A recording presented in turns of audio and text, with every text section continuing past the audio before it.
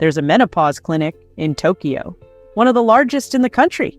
Thousands of women, 50, 55, 60, walk through its doors every single year.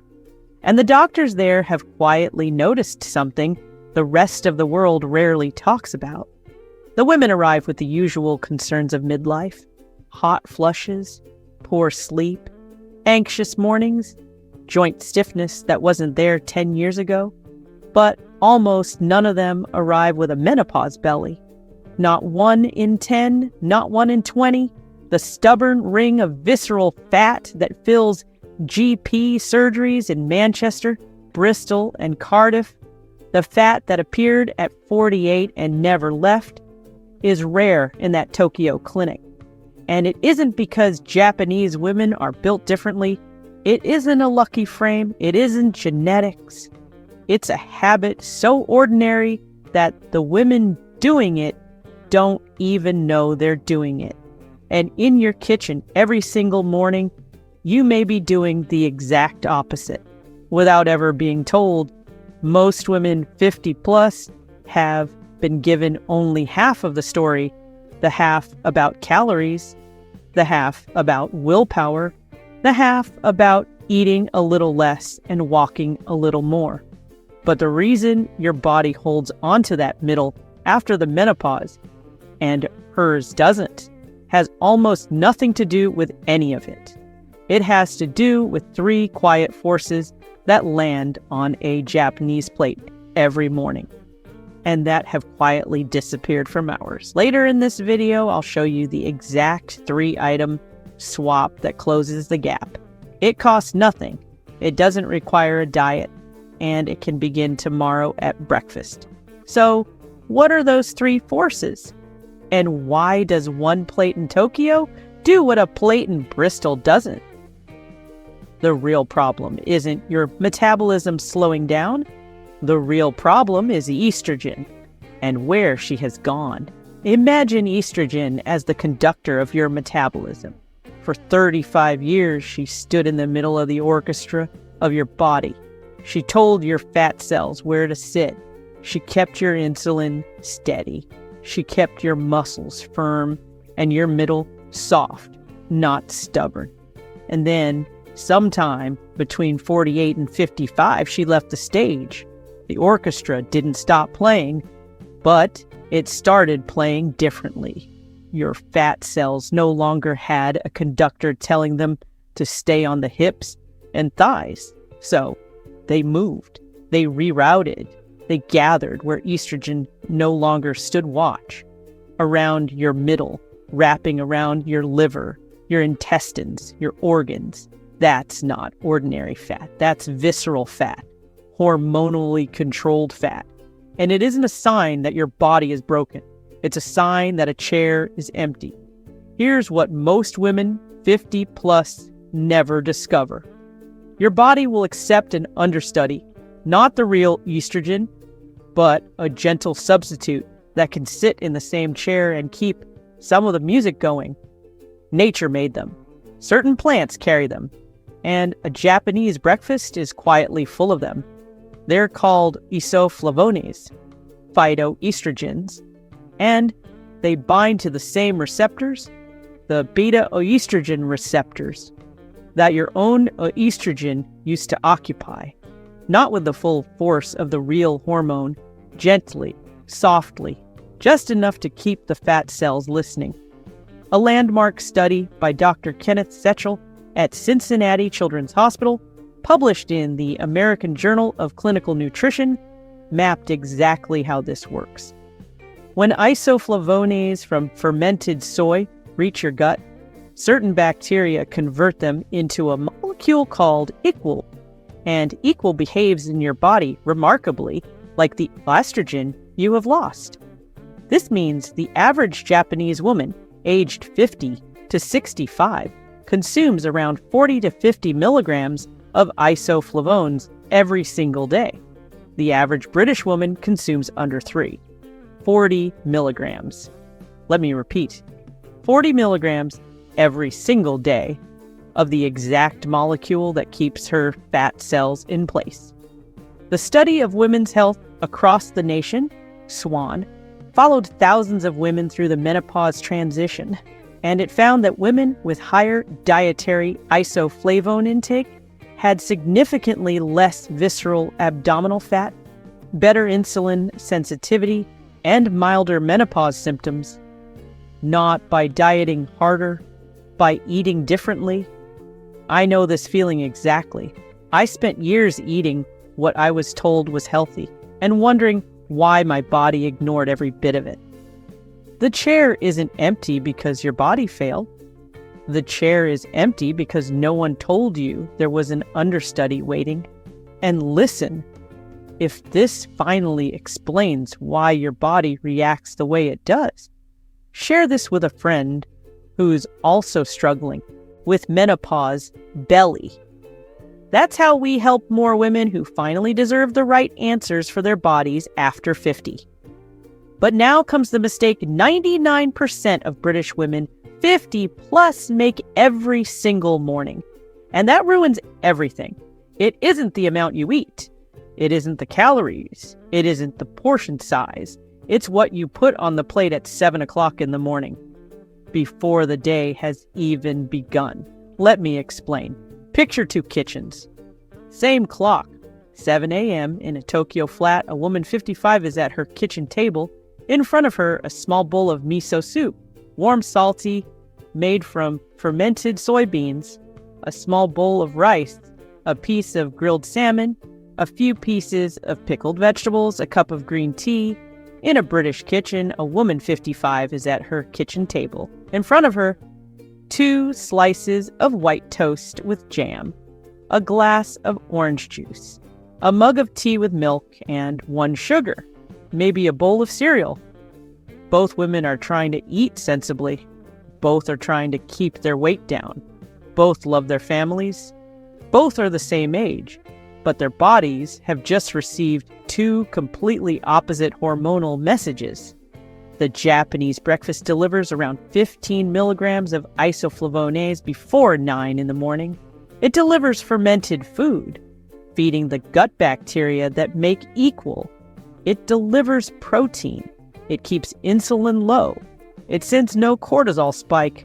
The British breakfast delivers 0 isoflavones, 0 fermented food, a sharp insulin spike from the jam and the juice, a secondary cortisol response as the blood sugar crashes 30 minutes later, and nothing to soften the empty estrogen chair.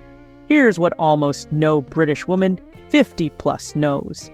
The sweet carb morning, the one every women's magazine has quietly recommended for decades, is the exact hormonal signal that tells your postmenopausal body, store fat around the middle, every single morning. For years, it's normal after the menopause. But normal doesn't have to mean inevitable. It isn't your fault, not one bit. It's the recipe you were handed by every cereal advert, every low-fat guideline, every diet book of the 80s and 90s. The British menopause belly isn't a mystery. It's a breakfast pattern, repeated 365 times a year for the 10 years after the menopause begins. It's not discipline. It's not calories. It's the plate. Now for what actually works. 5 gentle changes that bring the 3 quiet forces of a Japanese kitchen into a British one. No diet, no calorie counting, no becoming someone you're not. Step 1, the isoflavone anchor. Have you ever noticed that when you eat something warm and savory in the morning, you don't crave anything sweet by 11 o'clock? Most women think of soy as something new, something exotic, something for younger, trendier eaters. Here's what really happens in your body when you introduce a small amount of fermented soy daily. The isoflavones from miso paste, tempeh, or edamame reach your small intestine within about 90 minutes. The bacteria there, once they've been fed for a few weeks, convert them into equal. Equal drifts through your bloodstream and settles gently onto the beta-estrogen receptors in your fat cells and your muscles. A 2001 study by Professor Chisato Nagata, published in the journal Menopause, followed Japanese women through the transition and found that those with the highest isoflavone intake had the mildest hormonal symptoms and the flattest midriffs.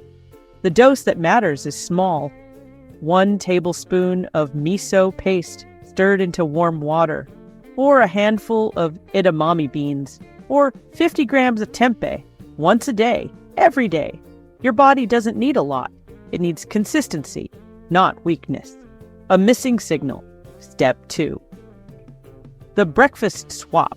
Have you noticed how a slice of toast and jam leaves you hungry again by 10:30?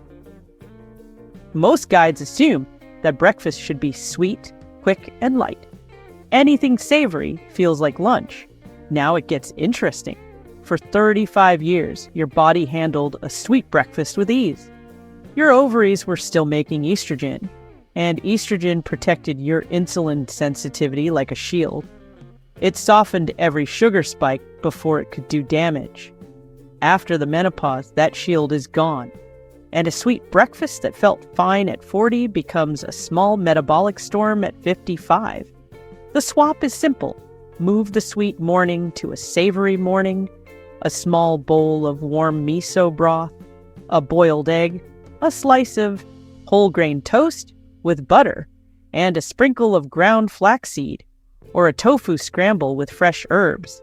The Newson Health team, led by Dr. Louise Newson, has been quietly recommending savory, protein-forward breakfasts for perimenopausal and postmenopausal women for years, because the evidence keeps pointing the same way.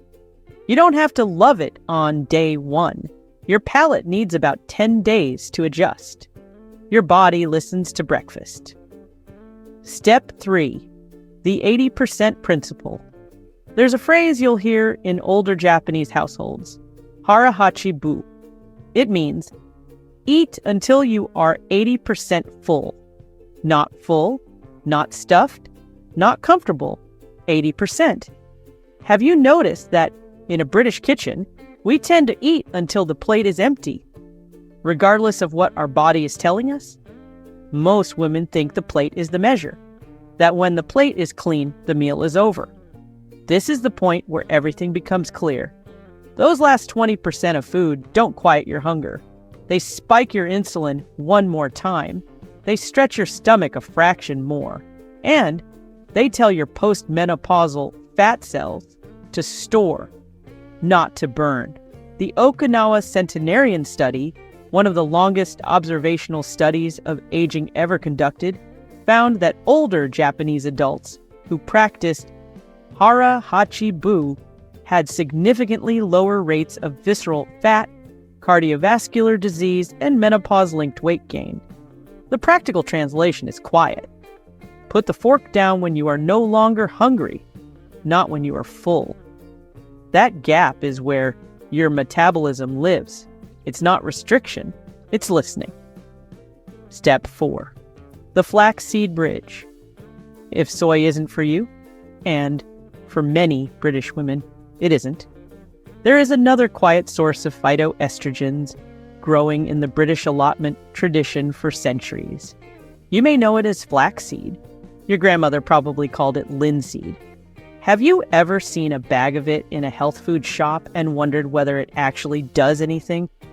Most women think of flaxseed as a fiber supplement, something for the digestion, something Granny used to soak overnight. And here begins what changes everything. Flaxseed contains lignans, a different family of phytoestrogens from soy isoflavones, but they act on the same beta-estrogen receptors. Once your gut bacteria break the lignans down, they produce a molecule called enterolactone, and enterolactone behaves gently in your body the way a soft estrogen would. A 2019 review published in Nutrients Journal found that women 50 plus who consumed 1 tablespoon of ground flaxseed daily showed measurable improvements in visceral fat, cholesterol markers, and hot flush frequency over 12 weeks. 1 tablespoon, ground fresh, sprinkled over porridge in the morning, stirred into a bowl of natural yogurt in the afternoon, added to a soup at night. That's the British Bridge. Same pathway, same receptors, different plant, same signal, different plant. Step 5, the evening green tea. After dinner, in most Japanese households, there is a quiet cup of green tea, warm, small, unhurried. Have you ever noticed that in a British household, the after-dinner cup is often milky, sweet, and reached for while sitting down to the television? Most women think of green tea as something for the daytime, for energy, for concentration, not for the evening. Here comes what almost no woman 50 plus knows. Green tea contains catechins, particularly one called EGCG, which gently support insulin sensitivity through the night when your post-menopausal body is at its most vulnerable to fat storage. It also contains L-theanine, a compound that quietly calms the cortisol response without sedating you. A 2020 study from Kyoto University found that postmenopausal women who drank 2 small cups of green tea daily, one after each main meal, showed measurable reductions in visceral fat and improved fasting insulin over 16 weeks. The trick is timing, not the morning. The hour after dinner, small cup. No milk, no sugar. It's the quietest of the 5 steps, and often the most powerful. 50 isn't an obstacle. It's a different biology. Extra tip 1. If fermented soy feels foreign at first, start with edamame beans as a simple snack. Same plant, same isoflavones. No strong flavor to negotiate. Extra tip 2. A 15-minute walk after your evening meal, a habit built quietly into Japanese daily life, lowers your blood sugar by up to 20%, according to research from the University of Cambridge. No gym required, just the shoes. Extra tip 3, kefir and sauerkraut, both quietly available in every British supermarket now, feed the same gut bacteria that convert isoflavones into equal. They're not Japanese, but they're doing the same job. After 50, your body doesn't start failing. It reconfigures, and it will listen again, the moment the right signal arrives on the plate. In the next video, I'll show you the exact evening ritual that keeps Japanese women 55 and older sleeping through the night, and why the milky British bedtime tea we all grew up with may be doing the opposite. You won't want to miss it. So subscribe and hit the bell. And if all of this finally makes sense, if you're the kind of woman who really wants to understand what her body is telling her, leave me a comment below. Tell me what a normal weekday breakfast looks like on your table. No judgment. I read everyone. The pattern in the replies will surprise you.